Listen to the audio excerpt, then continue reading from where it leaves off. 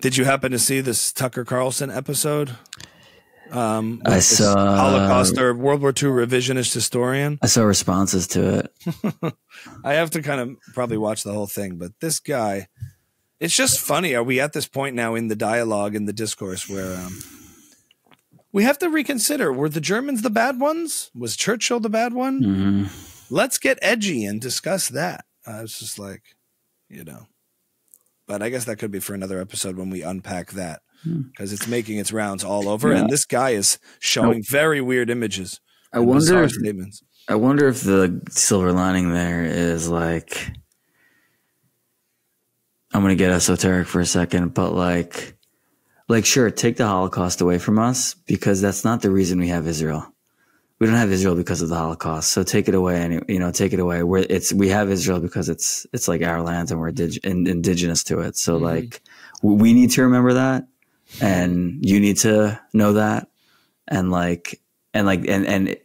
the fight you need to have to stay there becomes more clear. You think the effort on this Holocaust revisionism is motivated by a need to strip the world of Jewish sympathy for Jews? I do think, and suffering. I think that's part of it, and part of it is that the Holocaust is the black mark on like Western intellectualism and civilization, right? And in order to redeem themselves, they need to invalidate it ever happening. Well, I guess in a way there's two ways. Either you support Israel, right? Or say the Holocaust didn't happen, so we don't have to. Right. And it's a lot easier to just deny it. But it's funny. Remember growing up, you're like worried as Holocaust survivors die out and their testimonies wait. So I want to go back to that though. Supporting Israel is acknowledging that they did something wrong. Right. Saying, you're right, we did that, and we'll fix it by giving you Israel. You owed it, yeah. This is saying, we never did anything wrong. Right. Yeah. That's what You're clarifying. That's what I mean. It's like, hey, either we have to support Israel and acknowledge the Holocaust, but there's another way. Oh, right. Yeah. There's another way. We don't have to support Israel, but in order to do that, let's make sure we invalidate the Holocaust properly, so the Jews don't deserve that sympathy and protection that is Israel. Right. And you're saying, yeah, take it if you want. It's ours anyway. We don't need sympathy and protection. Yeah. Right. But we do, but yes, I disagree with you in some sense that, like, I think the Holocaust demonstrates the unique need that Jewish people have faced such a level of persecution historically that securing Jewish safety in the world, at least to have some kind of an Israel, is needed. Yeah. Why Israel in particular? There's other reasons. Like that's my more esoteric. Yeah. But what was I going to say? I just find it. I don't know. I cut you off. You were onto something good. I know I was. What was I saying? We were talking about. So you could either support Israel or strip. Yeah, I said that. Yeah. But it was something about the way they're having these conversations about it, where we're calling into question. I don't remember. I lost the train of thought. But it was like just reevaluating this idea of the narrative as if it's just a narrative. Oh, the guy was claiming like, they actually felt bad for these prisoners of war or something along those lines. Like they had to kill them quicker because otherwise they would have just starved slowly. I don't know. Right. I have to watch the episode. I don't want to like make determinations or takes on it until I watch it. I'm also like, I think about the Holocaust a lot because I write about it, and I think about what it was like, not in retrospect, but while people were actually going through it. And I do get the sense that there's the Holocaust, and then there's the story we tell about the Holocaust, and those are two separate things. So like I'm interested in people being like, curious. The Holocaust was different than the way it's told by like the Jewish community. Like, it might have, maybe it was worse even. What I tend to find is actually way worse than people talk about. Like it was way more brutal and disgusting. It wasn't this like, gas chambers are like this nice clean part of the story. You know what I'm saying? Like that's like the most like sanitary part of it.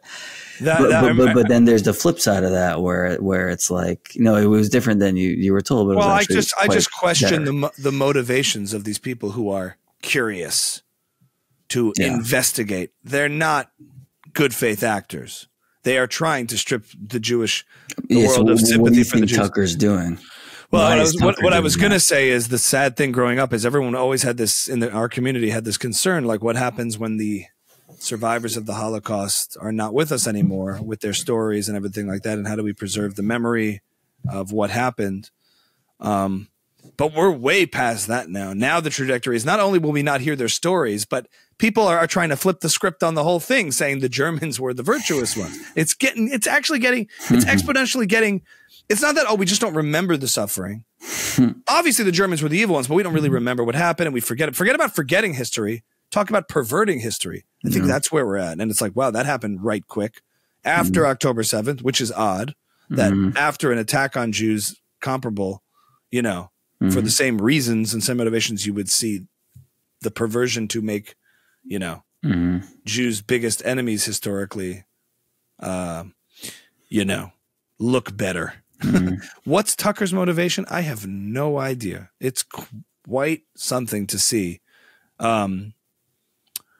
Psychologically, it's hard to figure out. Like, what is he trying? Is it just he has this weird blind spot for Russia too, where he went there, remember, on this big Russian trip and said, the grocery stores are nice. The subway is nice. It might not be so weird. It probably makes a ton of sense once you figure out what's actually going on. Yeah, but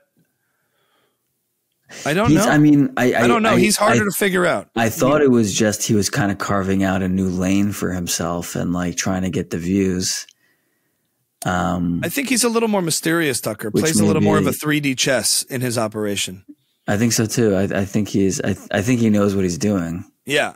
Candace, I don't think she has a plan. Right. I do think Tucker has a plan. I think Tucker does have a plan, and there's a savviness and he's just harder to figure out motivationally. He's been doing it at the highest levels for decades. Yeah. He knows how this works. And I think for him, it's more like that. Let's get this guy on. This is going to be interesting. Yeah. He'll say some things and people will talk. And I'm not saying I endorse it, but I'm listening, and I'm not scared of ideas that are objectionable. I'm not scared to talk about it. It's about expansionism. In other words, that kind of thing. I'm going to throw a little shade at Ben Shapiro, but leave room to say I'm not actually talking about Ben Shapiro. I think people like that are despicable, but I love them. Like, talk out of both sides of his mouth. He's, creating a certain conversation centered around his show as a cultural mover and shaker in a more calculated way. He'll be around for a lot longer than Kansas, I think so. in a serious way. I think for him, he's playing it at a higher level for sure than just shooting from the hip. I think he kind of knows when he's getting at stuff that's harif, spicy, sensational, will get people discussing it, effectively. So I don't know what the correct response to that is. Some people are just full out condemning and doing that whole thing, or the cancellations of things, or is it more like I don't know. I don't know how you respond to that. It's a two-way street, because is he the bad guy, or is the fact that there's a market for it the problem? People are watching it. Yeah. And that's his job, and that's what he does. So that's what he's going to do. The fact that it gets so many views is the disturbing part. The thing is, he also had like Ari Shafir on and was like, I love that. It's yeshiva education sounds amazing. It sounds like an amazing education. At first I didn't realize how holding Ari Shafir is, like, went to serious. Oh yeah. Where did he go? I think he grew up in Silver Spring. Yeah, like he went to, so he was explaining, like Shalavim or something, like a pretty serious yeshiva. So he was explaining it to Tucker, who was very taken by it. He was like, it sounds amazing. So, like, explaining what Talmud is, because there's all this talk about Talmud, and Tucker's like, you got Dan Bilzerian pulling lines and saying, look, this is what the Jews all believe, having no sense of what Talmud is. So, he spoke to that? He spoke to Ari Shafir about that? Yes. Oh, cool. Yes, and it's a nice clip. No, he was like, what is it like? So is it? And he's like, yeah, you're just like dissecting Jewish law all day, and you're learning about these conversations. And Shafir is offering insight as to what Talmud study is. And Tucker's like, that's so cool. That is so cool.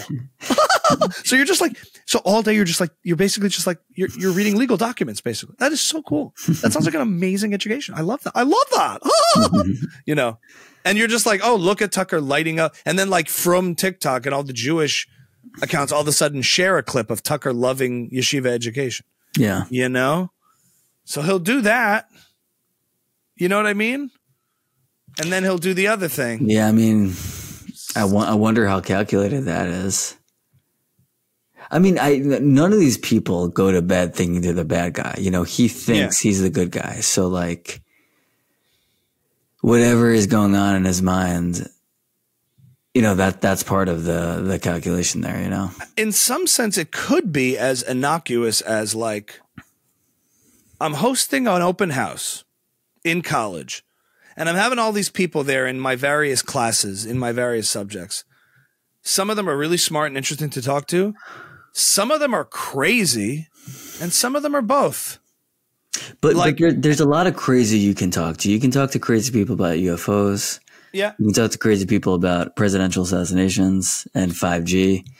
You don't have to talk to the crazy Holocaust deniers. Yeah, but couldn't you imagine yourself in a conversation at an open house in Maryland with someone who's like, actually, I think Churchill was the villain.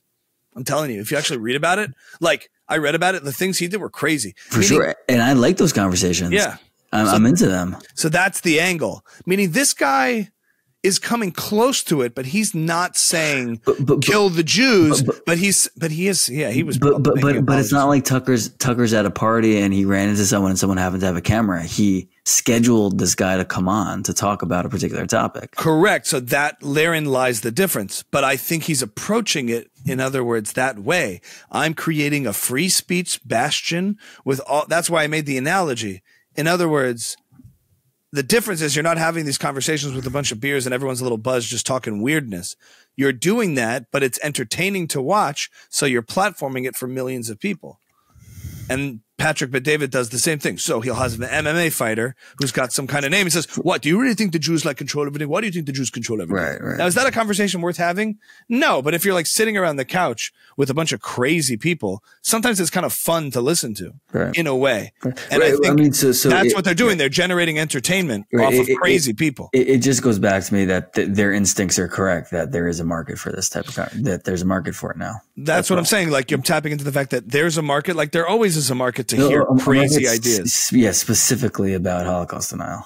Not the crazy idea market, this Holocaust denial market. But under the same macro umbrella of people like hearing the edgiest, weirdest things sometimes. Right, and right now, front and center is anti-Semitism and stuff about Jews and curiosity about Jews, which is never good for the Jews. Right. Like when people start like, you know, speaking in all these like with questionable intentions and trying to spotlight malfeasance or whatever, or, you know, trying to create a narrative about Jews that's negative. But it's also like, if UFOs were the talk of the town, then Tucker might be having the craziest UFO guys on to do it. And like there's a part, like someone like Rogan, on the other hand, I think is more genuinely curious. And so he doesn't have patience for the nonsense talk as much as Tucker, who's like, I think this will do really well. I think this conversation's really resonant right now. So let's go there. That would be quite a moment if Rogan had someone like that on. Yeah, that would be quite a moment. I really hope that doesn't happen. I mean, he's had Abby Martin on. Rogan's had a share of people on who I find really objectionable. You know, he's had Roger Waters on. Right. No, but talking to like a historian is who's different. A Holocaust denier. Abby Martin is like a journalist, and it's like it's pretty common to find that kind of opinion out there. A journalist who maybe enjoyed a falafel sandwich. That was one of the best takedowns ever. Not even fit to be a mother. But anyway, I think there's standards there is the thing. And I'm not sure if Tucker's metric is more about like, let's create some scintillating conversations here, you know, not with any moral, like an amoral standard, you know, if it's going to resonate and create a buzz, I'm in. Yeah. I wonder if that's what's driving it, you know? Hey guys, thanks so much for watching. If you've made it this far, we want to let you know that Ami's House is now on Patreon. We love doing extra content, bonus footage with every episode. The best way to support us is to head on over to Patreon, become a guest, and support the show for $5 a month. If you like watching Ami cut me off, Patreon is a Patreon.com/Ami's House for bonus content. Thanks so much for your support and become a guest.